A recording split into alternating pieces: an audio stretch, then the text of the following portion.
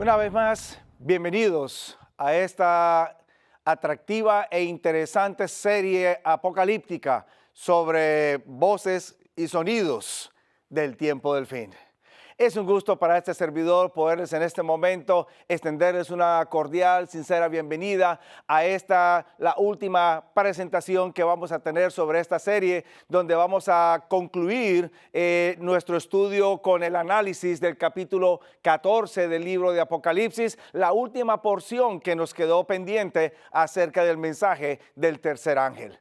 ¡Qué lindo mensaje nos ha presentado la palabra de Dios a través del libro de Apocalipsis! Qué lindo estudio hemos tenido tratando de entender no solamente asuntos relevantes a la historia de la iglesia cristiana en el tiempo pasado, pero a la misma vez al estudio de la iglesia cristiana o de la historia de la iglesia cristiana en el tiempo presente y en lo que ha de venir para el tiempo futuro.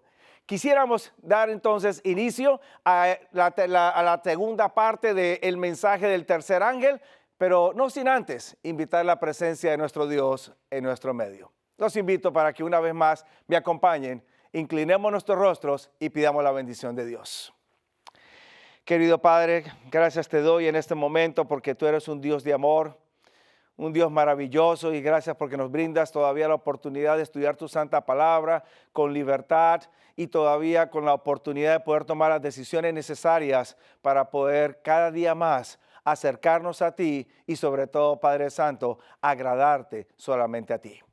Te ruego de manera especial que tú seas con nosotros en este estudio, dirígenos, bendícenos y que sobre todo, Padre Santo, nos brinde la claridad y la dirección necesaria por medio de tu Santo Espíritu. En el nombre de Jesús te lo pedimos. Amén. Bien, una vez más los invito para que vayamos a la palabra del Señor. Y allá mismo en este capítulo que ha sido central en nuestras últimas presentaciones, el capítulo 14 del libro de Apocalipsis, donde entonces vamos a analizar el contenido para el día de hoy. Una vez más, repasemos brevemente porque el capítulo 14 de Apocalipsis, usted se acordará, presenta un movimiento de escenas que se inician en el cielo, luego se trasladan aquí a la tierra y luego vuelven otra vez hacia el cielo. En nuestro estudio nos hemos enfocado de manera particular en las escenas que tienen que ver o son relevantes para lo que sucede aquí en la tierra. Y la mayor razón es porque lo que sucede aquí en la tierra es lo que permite que el pueblo de Dios después pueda también disfrutar de las bendiciones allá en el cielo. La palabra de Dios me dice a mí que el pueblo de Dios en este tiempo final ha de proclamar 3 mensajes preciosos, importantes, que a la misma vez tienen que ver con nuestro destino eterno. Son mensajes que también nos ayudan a pensar que tenemos que tomar una decisión que tiene que ver, cuyos resultados son de vida o muerte. El primer mensaje aparece allá en el versículo 7, donde Dios, una vez más, a través del ángel, nos manda a que temamos a Dios, a dar gloria a Dios y adorar al Creador. Analizamos esos verbos, analizamos ese mensaje y luego entonces continuamos con el segundo mensaje que aparece en el versículo 8 del capítulo 14, donde se nos menciona que Babilonia ha caído y la razón por su caída fue por haber dado vino adulterado a todas las naciones. Analizamos también la identidad de este sistema Babilonia, por qué tiene un vino adulterado que está dándole al mundo entero, etc. Y luego entonces, en nuestra última presentación, comenzamos analizando el mensaje del tercer ángel. Y en el mensaje del tercer ángel entonces encontramos una advertencia muy solemne de parte de Dios. Quizás usted puede haber leído toda la Biblia y no haber encontrado un mensaje más fuerte, pero a la misma vez más firme que el que usted encuentra aquí en el mensaje del tercer ángel, donde se nos advierte a no adorar a la bestia, a no adorar a la imagen de la bestia, ni tampoco recibir la marca de la bestia.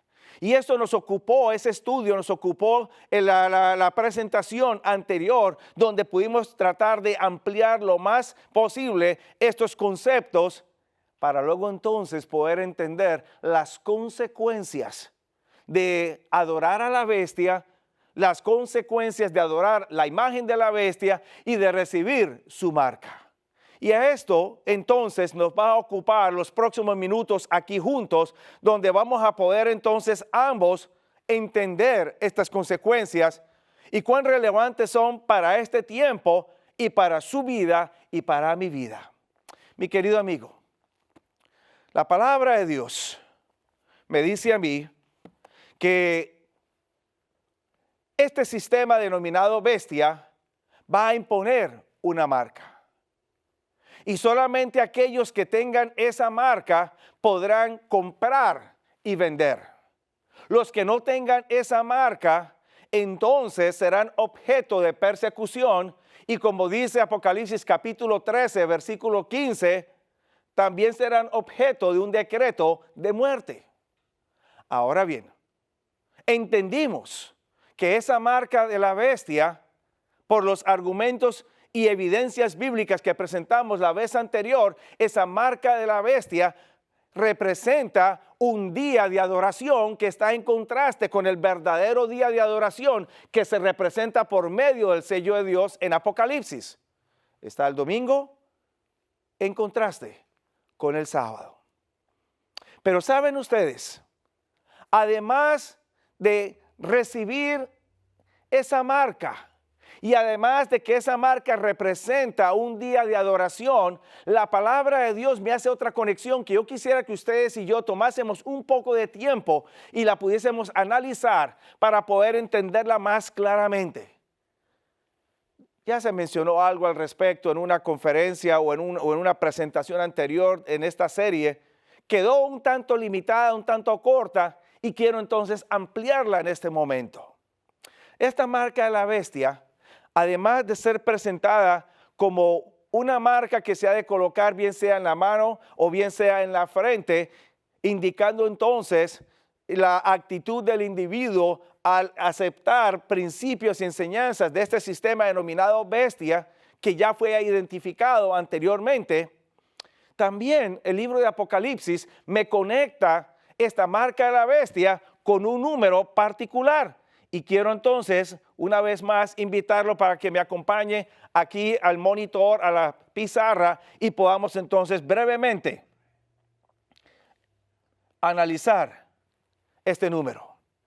Cuando usted va al capítulo 14 de Apocalipsis, usted va a encontrar en el capítulo 14 y en el versículo 11 que esta marca de la bestia me habla a mí de que es una marca de su nombre. Allá hacia el final del capítulo 14, versículo 11. Y el humo de su tormento asciende por los siglos de los siglos, y no tienen reposo día y noche los que adoran a la bestia y a su imagen, y el que toma la marca de su nombre. Ahora, yo quiero que usted haga una conexión bien interesante, porque cuando usted va de regreso al capítulo 13 del libro de Apocalipsis, usted va a encontrar que en el capítulo 13 me habla también de una marca y me habla también de un número. Y me dice a mí en el capítulo 13, versículo 17, para que no pudiese comprar o vender, sino el que tiene la marca del nombre de la bestia o el número de su nombre. Así que esta marca tiene que ver con número y a la misma vez tiene que ver con nombre. Dos cosas importantes. Ahora bien, empecemos con el primero, el nombre, y luego continuamos con el número. ¿Por qué esta marca se la llama la marca del nombre de la bestia o el número del nombre de la bestia? La razón es la siguiente, mi querido amigo. Cuando usted va a las Sagradas Escrituras, usted va a encontrar que los nombres en la Biblia no son dados simplemente para identificar a una persona de la otra. Los nombres en la Biblia son dados con un propósito especial, específico, y ese propósito es poder entonces presentar o describir el carácter de ese individuo. En algunas ocasiones los nombres eran dados cuando estos nacían para que entonces el niño reflejase ese carácter, y en otras ocasiones el nombre era cambiado porque había una transformación en el individuo que reflejaba un nuevo carácter. Ahora le voy a dar un ejemplo. Varios ejemplos para que usted note. En el Antiguo Testamento podemos ver varios casos. Tenemos el caso del patriarca Abraham. Cuando usted va a Génesis capítulo 12, el patriarca tenía un nombre, Abraham. Pero este nombre, Abraham, padre, luego entonces es cambiado por Abraham, padre de pueblos o padre de multitudes. Antes era Abraham porque no tenía hijos, no tenía descendencia. Ahora con la promesa de Dios de tener una descendencia, ahora va a ser padre de pueblos o padre de multitudes, y su nombre es cambiado de Abraham a Abraham. Lo mismo sucede con su esposa. Anteriormente su esposa se llamaba Sarai. Luego entonces su nombre es cambiado de Sarai a Sara. Qué interesante el cambio de los nombres o el uso de los nombres. Habían significados particulares en estos nombres. Note ahora el caso, por ejemplo, del segundo hijo de Isaac, Jacob. Cuando nace, se le coloca por nombre Jacob. Qué interesante que los padres le hayan colocado ese nombre Jacob, porque Jacob quiere decir suplantador, uno que toma el lugar de otro, suplanta. En algunas ocasiones también se entiende como uno que suplanta en forma engañosa. O sea que el significado del nombre no es muy positivo. Sin embargo, llega el momento en que tiene un conflicto con el ángel allá en Génesis, el capítulo 31 y 32, y entonces el ángel lo bendice, y la bendición del ángel es cambiándole su nombre. Ya no se llamará más tu nombre Jacob, usurpador o suplantador. Ahora tu nombre se va a llamar Israel, uno que pelea con Dios. Los reflejos del carácter del individuo se encuentran presentados a través de los nombres. Cuando vamos entonces a hablar de Dios, vamos a encontrar que Dios no se le puede reducir a un solo nombre. Porque los nombres de Dios, cada uno refleja un aspecto de Dios. Por ejemplo, si usted va a hablar de Elohim, el nombre que aparece en el capítulo 1 del Génesis, Elohim quiere decir el Dios Todopoderoso. Si usted va a hablar acerca de Jehová, Jehová refleja el aspecto o el énfasis salvífico del Señor. Jehová significa el que salva. Cuando usted va a hablar de Emmanuel, otro nombre dado a Dios, significa Dios con nosotros o con nosotros Dios, indicando ese aspecto que Dios no abandona a su pueblo, siempre está con su pueblo. Y luego entonces, cuando vamos al Nuevo Testamento, ¿cómo se le llama al Redentor del mundo? Se le llama Jesús. Y en Mateo capítulo 1, el ángel da la razón por la cual el nombre Jesús. Porque Él salvará a su pueblo de sus pecados. Ese nombre, Jesús, en el Nuevo Testamento, en el idioma griego, es el mismo nombre que aparece en el Antiguo Testamento, en hebreo, Josué. Ambos significan lo mismo. Así que entonces tener el nombre de la bestia en la frente quiere decir que va a reflejar el carácter de esta bestia. Va a comportarse de la misma manera que se comporta esta bestia. Esta bestia persigue, esta bestia blasfema a Dios, blasfema a su pueblo, cambia su palabra. El individuo que reciba la marca de la bestia o el nombre de la bestia, entonces va a reflejar características similares. Pero a la misma vez hay un número.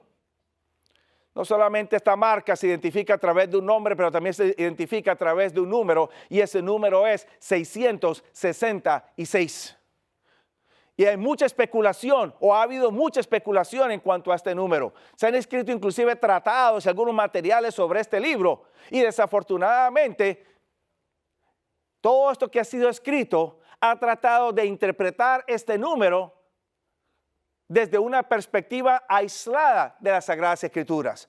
Porque las conclusiones que muchos han llegado es que este número 666 o bien sea va a ser un número que aparece dentro de las tarjetas de seguro social de los ciudadanos aquí en Norteamérica, o bien sea es un número que aparece en las cuentas bancarias, en el número de cuenta bancaria, o en el número de la tarjeta de crédito, o en el número de cualquier otro tipo de identificación.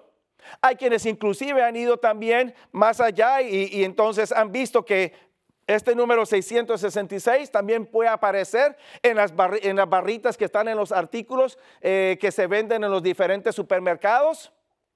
En fin, diferentes tipos de conjeturas que se han sacado en cuanto al significado de este número y las cuales pudieran ser resumidas en una sola palabra: especulación. ¿Por qué?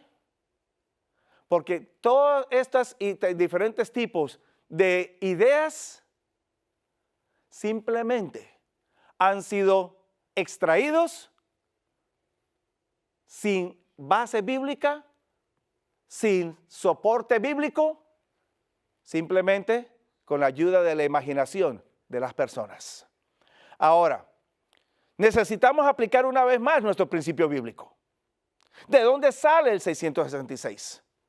Recuerden que Juan, cuando escribe su libro de Apocalipsis, él está tomando nombres, palabras, frases y las está escribiendo en su libro, pero nunca nos dice de dónde las extrae. Y el trabajo del buen estudiante de la palabra de Dios es tomar esa frase, tomar ese nombre, tomar esa palabra e ir al Antiguo Testamento, buscarla, analizarla, saber cómo se utilizó y entonces regresar a Apocalipsis para entonces confirmar por qué Juan o cómo Juan la está utilizando en el libro de Apocalipsis. De esta misma manera sucede con el 666. Este número aparece en las Escrituras un par de ocasiones. La primera ya la leímos, Apocalipsis 13, verso 18. La segunda aparece allá en el capítulo 10, del libro de Primera de Reyes. Primera de Reyes, capítulo 10 y el versículo 14. Voy a leerlo brevemente para que juntos podamos tenerlo. Por favor, no pierdan el libro de Apocalipsis o el capítulo que estamos analizando en el libro de Apocalipsis. Vamos a regresar nuevamente. Vamos rápidamente a entender este 666 desde el marco bíblico del Antiguo Testamento para regresar luego al Nuevo Testamento, al libro de Apocalipsis. En el capítulo 10 de Primera de Reyes, me dice a mí el versículo 14, que el peso del oro que Salomón tenía de renta, o sea que él recibía de ingreso cada año, era 666 talentos de oro. Ahora bien, ¿qué significa esto? Y la conexión. ¿Cómo puede estar conectado el 666 de Salomón con el 666 de la bestia? Ahí donde usted y yo vamos a necesitar utilizar los próximos minutos para poder entonces hacer la conexión. Nuevamente, recuerde, deje que Apocalipsis se interprete a sí mismo utilizando el resto de la Biblia. ¿Por qué Salomón recibía 666 talentos de oro. Usted necesita comenzar analizando la historia o la vida de Salomón. En Primera de Reyes, capítulo 3, me dice a mí la escritura que Salomón hacía algo extraordinario temprano en su juventud cuando recién había iniciado como rey de Israel. El capítulo 3 de Primera de Reyes, en el versículo 3 y el versículo 4, me dice a mí que Salomón amó a Jehová, andando en los estatutos de él, como lo hizo su padre David. Y tanto era el amor de Salomón a Jehová que el versículo 4 me dice que Salomón sacrificaba u ofrecía 1000 holocaustos al Señor. 1000 holocaustos sacrificaba Salomón sobre aquel altar allá en Gabaón. Ahora, es interesante. No pierda de vista ese número, 1000 sacrificios, porque va a volver a salir ese número. Ahora, con base a este sacrificio que hacía Salomón, el versículo 5 me dice a mí que Dios se le aparece a Salomón un día en sueños y le hace un ofrecimiento que a cualquier ser humano le hubiera gustado. Pide lo que quieras que yo te dé. Y entonces la garantía de parte de Dios era que Dios se lo iba a otorgar.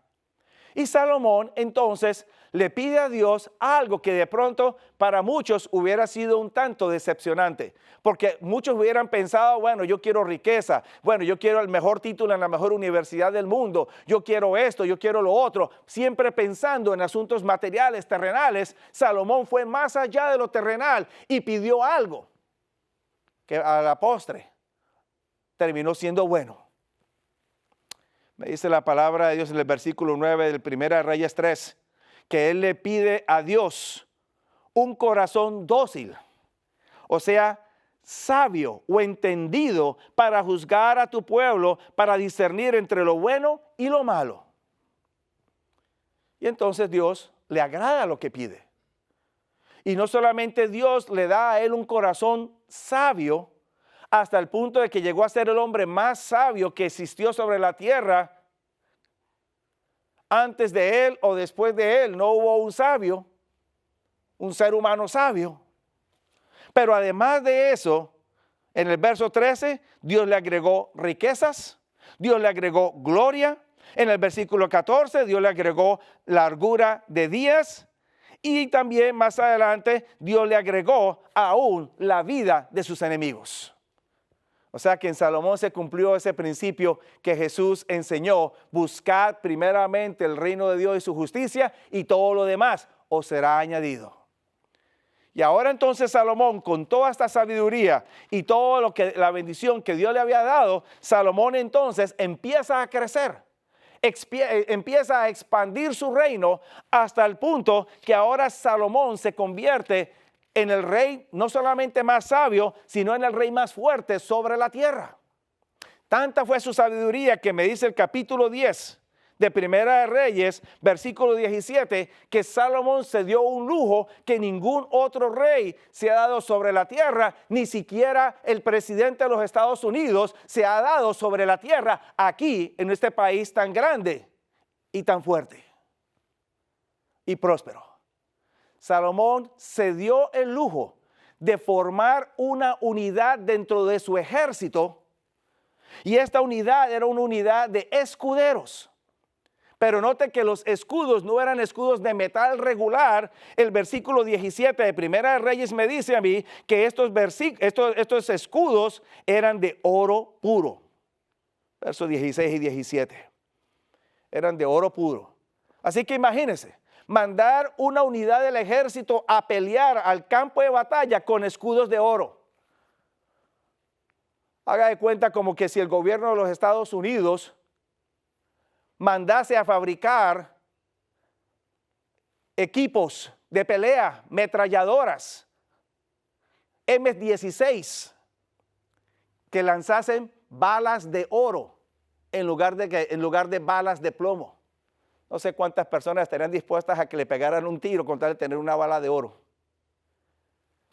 Esto fue lo que hizo Salomón. Y la idea detrás de estos escudos de oro era que cada vez que Salomón salía al campo de pelea, el primer grupo que salía a enfrentar al enemigo era la unidad de los escuderos, pero en lugar de salir a enfrentar de uno a uno, los escuderos subían a una loma, a un monte, de donde ellos divisaban a los enemigos. Con los escudos ellos entonces los doblaban para atraer los rayos del sol y luego los proyectaban hacia los enemigos y los enceguecían. Y de esta manera luego mandaba el resto del ejército y eran derrotados los enemigos. El resultado, Salomón terminó dominando toda la región que hoy en día se conoce como Palestina. Hubo reyes que se tornaron tributarios y anualmente le pagaban a él de renta 666 talentos de oro. Qué interesante el número. Pero Salomón cometió un error. Comienza bien con Dios, va progresando, pero en la medida en que Salomón va creciendo en poder y en sabiduría, Salomón comete un error que a la postre terminó siendo bien nefasto para el pueblo. Salomón se casa o hace vínculos, pactos con otras naciones a través de matrimonios. Y el capítulo 11, versículos 1 hasta el 5, me dicen a mí que Salomón se casó con mujeres paganas. Y la lista que aparece en el versículo 1 eran mujeres extranjeras de Moab, de Amón, de Idumea, de Sidón, Eteas, ninguna israelita. Y ahora noten la cantidad de mujeres que tuvo Salomón. Me dice el capítulo 11, versículo 3, que tuvo 700 mujeres reinas y 300 concubinas. ¿Un total de cuántas? 1000 mujeres.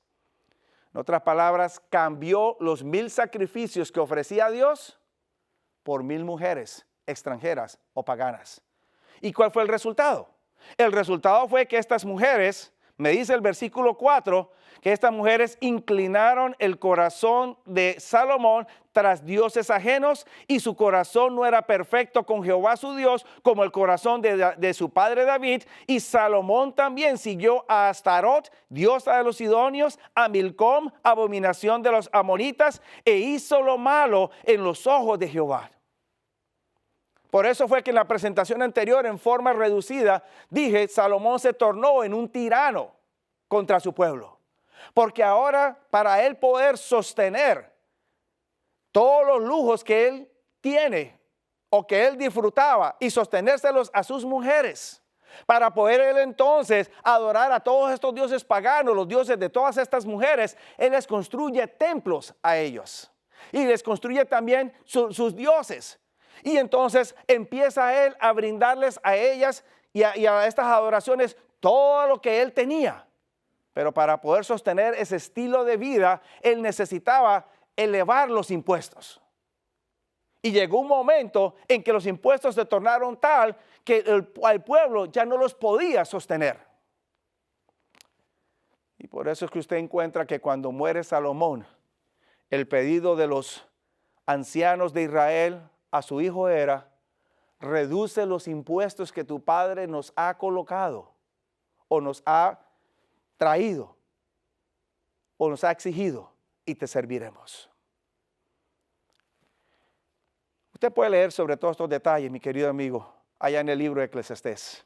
Lea el libro de Eclesiastés. Usted se dará cuenta de muchas cosas que marcó la etapa de la vida de Salomón en este periodo. Al final de su vida, me dice la palabra de Dios en Eclesiastés, que Salomón, después de haber gastado tanto dinero en adoraciones falsas, haberse desviado y haber hecho tantas otras prácticas equivocadas, Salomón, ya viejo, y a pocos días de su muerte o poco tiempo antes de su muerte, Salomón mira atrás, se da cuenta de lo que ha hecho y entonces da un giro en su vida. Y por eso concluye el libro de Eclesiastés en forma magistral en el capítulo 12 y el versículo 13 y versículo 14, cuando él dice: el fin del discurso oído es este: teme a Dios y guarda sus mandamientos, porque eso es el todo del hombre. Porque Dios traerá a juicio toda obra, sea buena o sea mala. Recuperó su sanidad, pero muy tarde. Quizás no tarde para él, porque según el marco bíblico, Salomón se arrepintió, y lo veremos en la patria celestial. Pero muy tarde para su pueblo, porque no pudo deshacer todos los males que causó.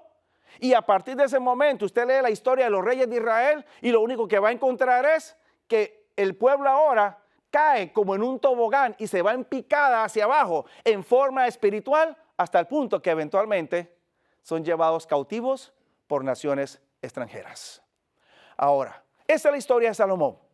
Un rey que comienza bien con Dios, llega al pináculo de la fama, recibe 666 talentos de oro al unirse con las demás naciones de la tierra, se paganiza, se aparta de Dios y luego entonces al fin del tiempo se convierte otra vez o experimenta una reconversión con el Señor.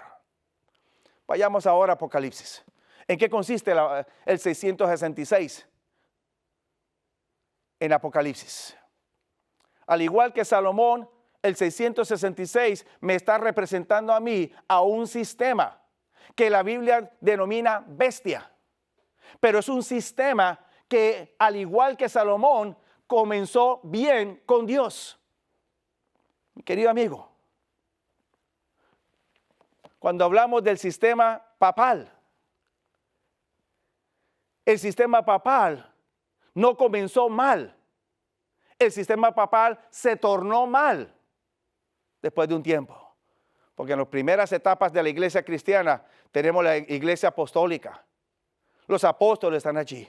Luego entonces, segundo, tercer siglo de la era cristiana, todavía están los padres de la iglesia allí, aún después de la muerte de los apóstoles, sosteniendo la verdad. Hay mártires del evangelio.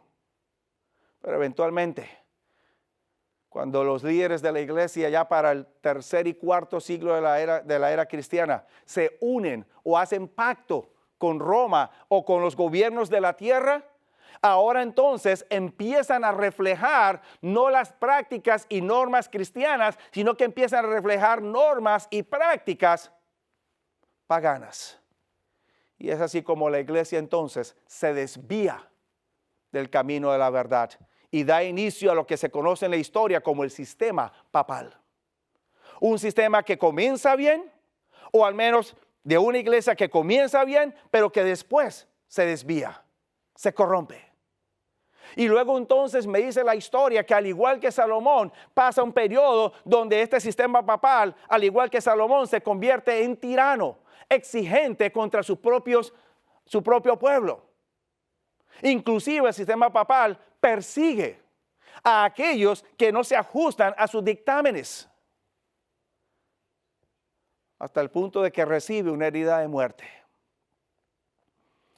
Pero a diferencia de Salomón, me dice a mí la palabra de Dios, mientras que Salomón al fin del tiempo o al fin de su vida se arrepintió, esta bestia irá a perdición, no se arrepentirá. El 666, mi querido amigo, mi querido hermano, no es un número que va a ser pegado, va a ser colocado aquí, como que es una estampa que se coloca en el cuerpo de una vaca o algún animal y que la persona va a estar estampada en la frente. No, el 666 simplemente es presentado en la Escritura para reflejar la historia de un hombre que comenzó bien, se desvió y que luego regresó para identificar a un poder que también es un poder que cree en Dios, un poder de naturaleza religiosa que comienza bien y que se desvía, pero que desafortunadamente no encuentra el camino de regreso. Y es por eso la advertencia contra la adoración a este sistema. o el servicio a este sistema, porque este sistema no se arrepiente, no regresa, este sistema va a perdición. Y todos aquellos que siguen este sistema, que se unen a este sistema, también irán al mismo lugar. Ahora bien, amigo, posiblemente ya queda un poco más ampliado este asunto de la marca de la bestia, el nombre y el número de la bestia. Ahora vayamos a analizar las consecuencias de adorar a la bestia, a la imagen y de recibir la marca de la bestia. Me dice Apocalipsis 14, y lo invito a que una vez retorne más conmigo, que aquel que adore a la bestia, adore a la imagen y reciba la marca, beberá del vino de la ira de Dios que ha sido derramado puro, sin mezcla, en la copa de su ira, y será atormentado en fuego o con fuego y azufre delante de los santos ángeles y delante del Cordero. Y el humo del tormento o de su tormento asciende por los siglos de los siglos, y no tienen reposo día y noche los que guardan, o los que adoran, a la bestia y a su imagen y reciben la marca de su nombre. Ahora, hay quienes han tomado esta expresión que serán atormentados por los siglos de los siglos para indicar que por toda la eternidad aquellos que se perdieron estarán siendo atormentados en un lugar de llama o con llamas. Algunos llaman infierno. Y que entonces por toda la eternidad estarán allí. Mientras los redimidos estarán en el cielo con el Señor, los impíos estarán en este lugar de tormento. Y este concepto ha generado en la mente de muchos, tanto en el tiempo presente como en los siglos anteriores, siglo XVII, siglo XVIII, siglo XIX, una idea negativa o un concepto negativo contra Dios. Porque ¿cómo es posible que un Dios de amor, un Padre tierno, un padre de amor, que habla de amor, de unidad, etcétera, etcétera, esté dispuesto a permitir que sus criaturas, por muy mal que se hayan portado, por toda la eternidad, estén siendo atormentados con llama de fuego? A veces ni el más cruel de los padres aquí en la tierra haría semejante cosa para con sus hijos. ¿Será eso posible? Entendamos algo, mi querido amigo. Esa expresión, para siempre, jamás, o por los siglos de los siglos, o perpetuamente, esa expresión es muy significativa y usted tiene que entenderla o analizarla con el cuidado que le presta a usted el marco bíblico.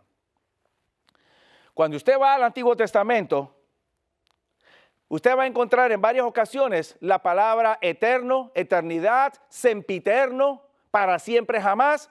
Todas esas frases o todas esas palabras son la traducción de esta palabra en hebreo, olam. La traducción de esa palabra, olam. Cuando viene al Nuevo Testamento,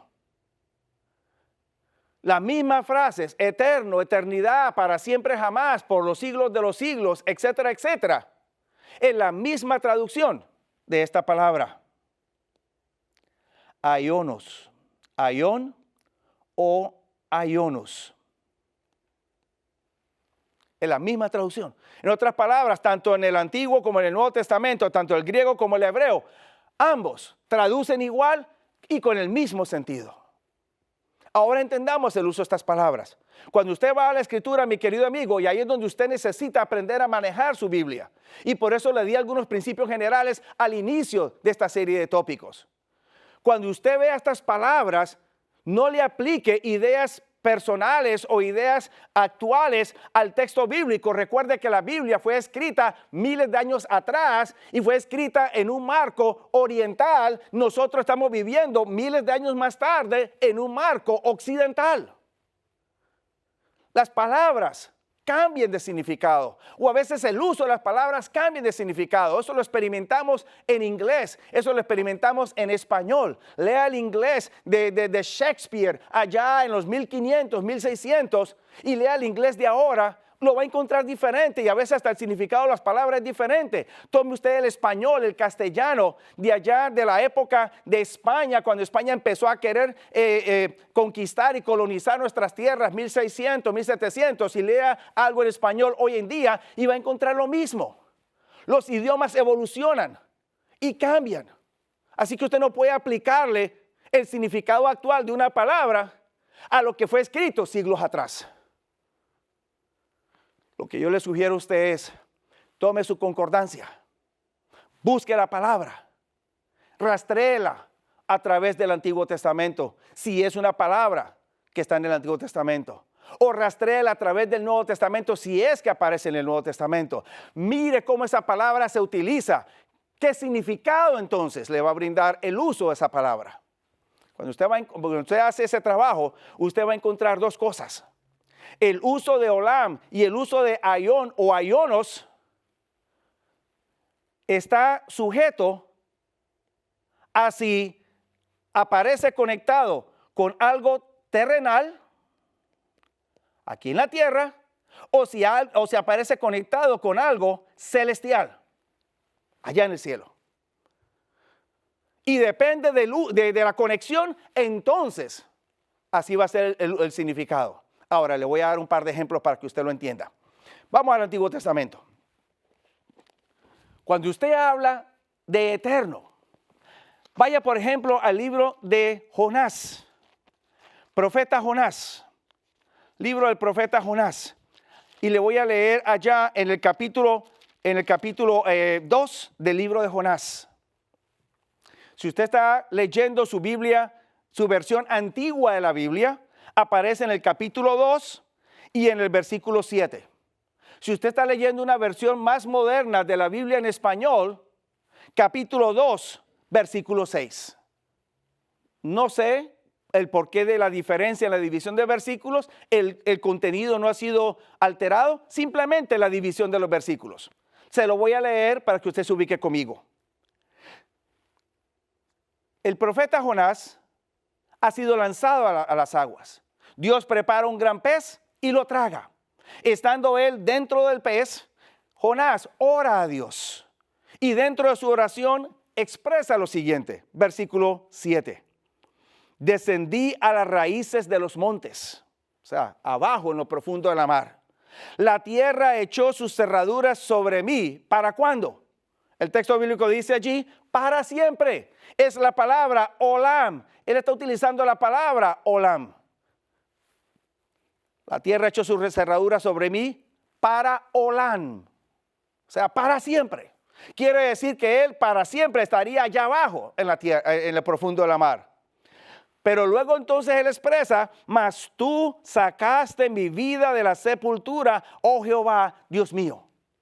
Otras palabras, en la oración de Jonás, él expresa que él va a ser echado para siempre allá abajo en lo profundo de la mar. ¿Y cuánto duró ese para siempre? Exactamente. Usted lo ha dicho. 3 días más tarde, ¿qué hizo Dios? Mandó al pez para que vomitara a Jonás y Jonás volvió otra vez a la vida. O volvió otra vez a resurgir. Así que ese para siempre de Jonás, o ese olam de Jonás duró solamente 3 días. Porque luego fue vomitado nuevamente. Vamos captando la idea, ¿verdad? Ahora bien, cuando usted va al libro de los Salmos, usted va a encontrar que en varias ocasiones en el libro de los Salmos a Dios se lo representa como la roca de la eternidad. O a Dios se le presenta como que es algo eterno o es alguien eterno. Entonces, ¿es Dios eterno temporalmente, como lo fue en el caso de Jonás, o es Dios eterno permanentemente? La respuesta es obvia. Pero también cuando usted va a analizar allá en el Salmo 119, y lo invito para que rápidamente me acompañe. Salmo 119. Y entonces usted va a leer en el Salmo 119 las siguientes frases o textos. Versículo 142. Tu justicia es justicia eterna y tu ley la verdad. La justicia de Dios es ¿qué cosa? Es eterna. O sea, ¿dura para cuándo? ¿Solamente por un periodo de tiempo nada más? No, es para siempre, es eterna. Viene de principio y continúa por la eternidad. Ahora note usted en cuanto a los mandamientos de Dios. Versículo 152 del Salmo 119. Ya ha mucho que he entendido de tus mandamientos. Y dice allí, para siempre lo fundaste. Ahora bien, el término olam o para siempre está conectado con los mandamientos de Dios. Un asunto celestial, no terrenal. Por lo tanto, los mandamientos no tienen duración temporal, los mandamientos tienen duración permanente, tanto en el Antiguo Testamento como en el Nuevo Testamento. Ahora vayamos al Nuevo Testamento y miremos cómo se utiliza también este término. Lo invito, mi querido amigo, para que me acompañe al libro de Judas. Esa cartita de Judas, una cartita de una sola página, nada más. Pero wow, qué contenido tan grande tiene esta carta de Judas. Es un solo capítulo, es una sola paginita. Así que lo refiero al versículo 7. Y al versículo, versículo 7. Me dice a mí, como Sodoma y Gomorra, y las ciudades comarcanas, las cuales de la misma manera que ellos habían fornicado y habían seguido la carne extraña, fueron puestas, por ejemplo, sufriendo el juicio del fuego eterno. La palabra Aión aparece allí.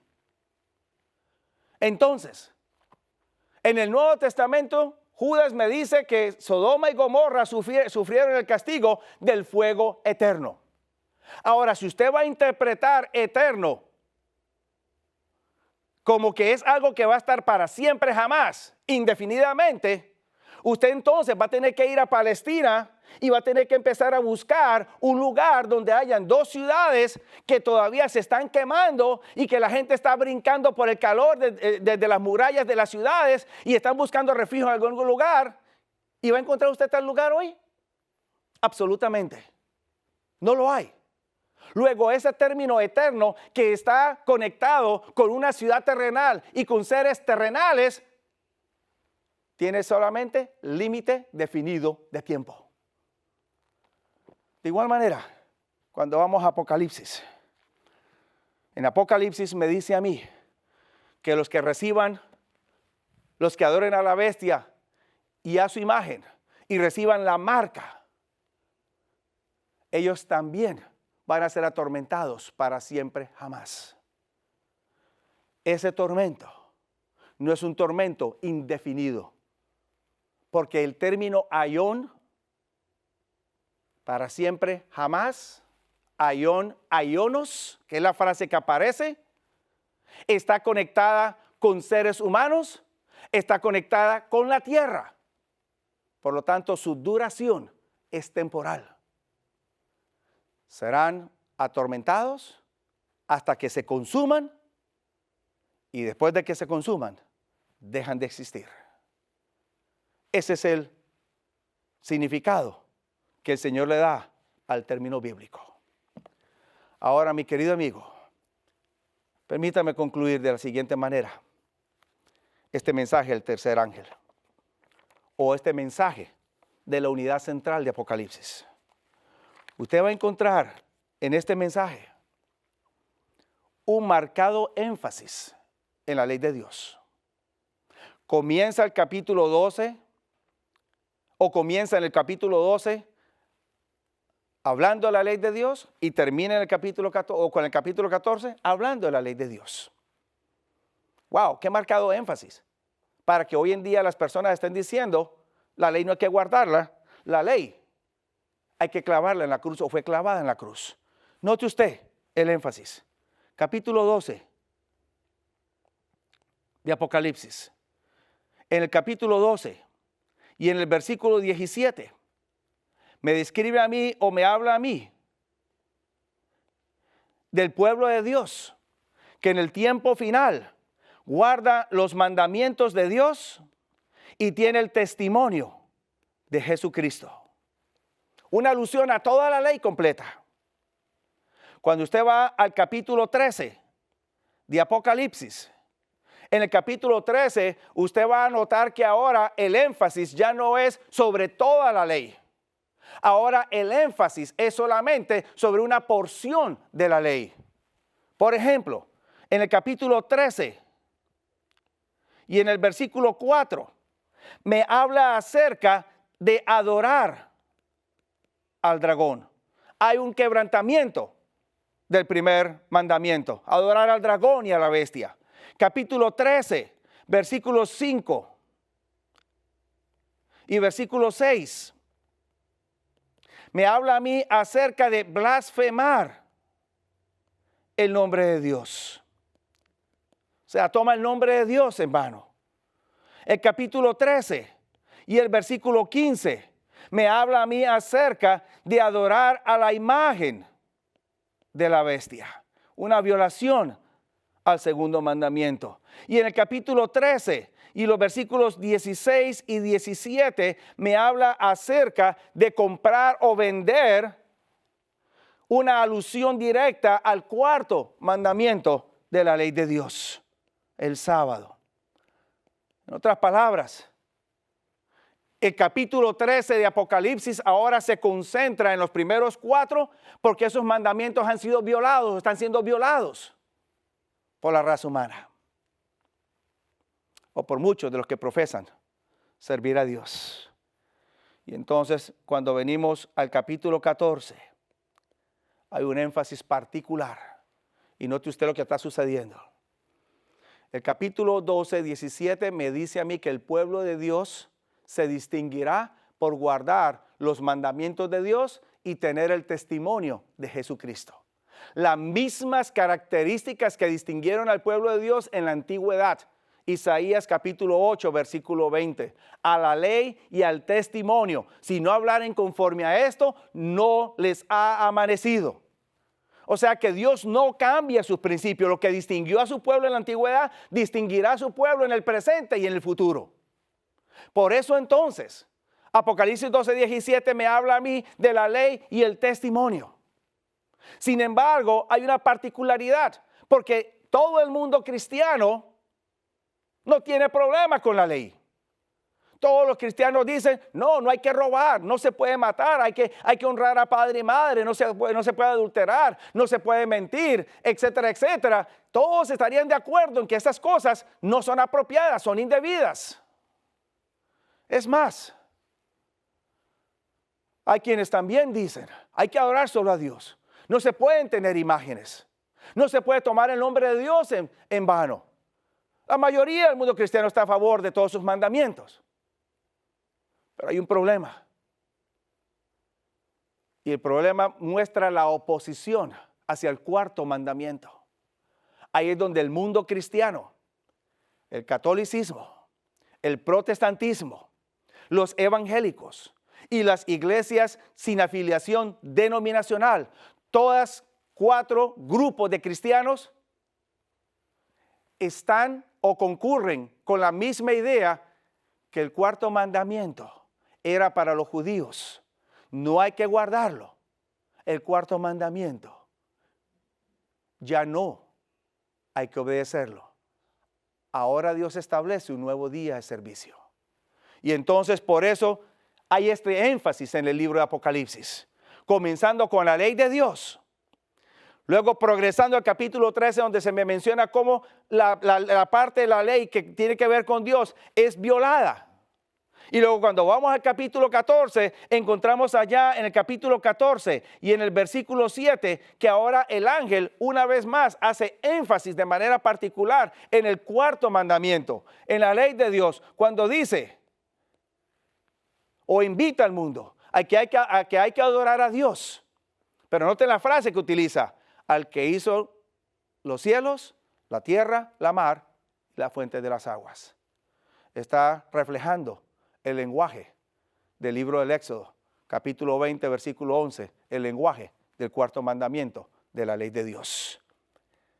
¿Por qué razón entonces tanto énfasis? Porque este mandamiento ha sido olvidado.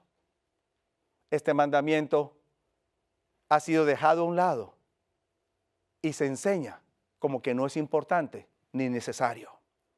Luego entonces, Apocalipsis cierra estos mensajes de los tres ángeles en el capítulo 14 y en el versículo 12, volviendo a describir al pueblo de Dios. Me dice el capítulo 14, versículo 12. Aquí está la paciencia de los santos, los que están guardando los mandamientos de Dios y la fe de Jesús. Mi querido amigo, el pueblo de Dios en estos tiempos finales es un pueblo balanceado. Me dice Apocalipsis 12 que el pueblo de Dios guarda los mandamientos de Dios y tiene el testimonio de Jesús. Pero cuando vamos a Apocalipsis 14 y el versículo 12, me dice que el pueblo de Dios guarda los mandamientos de Dios y tienen la fe de Jesús. Un balance apropiado. Y un balance que presenta o describe apropiadamente al pueblo de Dios en este tiempo final. ¿Por qué razón? Porque el pueblo de Dios no es un pueblo legalista.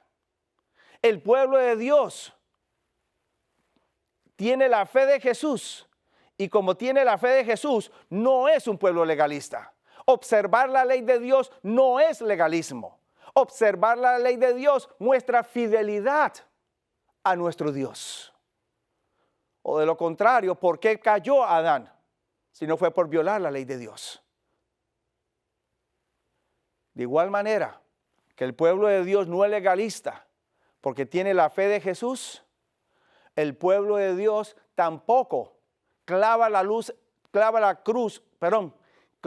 ley en la cruz porque éste guarda los mandamientos de Dios. En otras palabras, la fe se muestra genuina cuando ésta obra a través de la observancia de los principios de Dios. Mi querido amigo, mi querido hermano que me estás escuchando desde la comodidad de tu hogar a través de la pantalla de tu televisor o de tu computador, los que están aquí presentes, el Señor desea que usted también sea un creyente balanceado, que guarde sus mandamientos y tenga la fe de Jesús. ¿Desea usted ser ese tipo de cristiano? Dios te bendiga.